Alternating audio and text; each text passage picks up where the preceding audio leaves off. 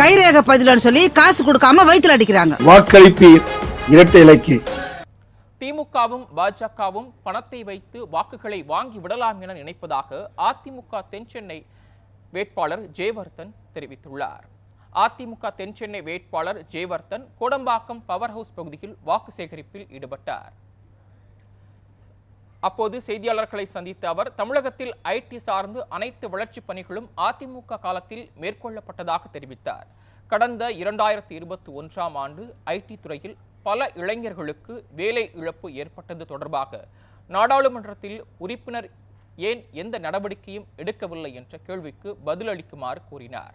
மேலும் திமுகவும் பாஜகவும் ஒட்டுமொத்தமாக நம்பிக்கை வைத்திருப்பது பணத்தின் மீதுதான் என்றும், பணத்தை வைத்து வாக்குகள் வாங்கலாம் என நினைக்கிறார்கள் எனவும் குற்றம் சாட்டினார்.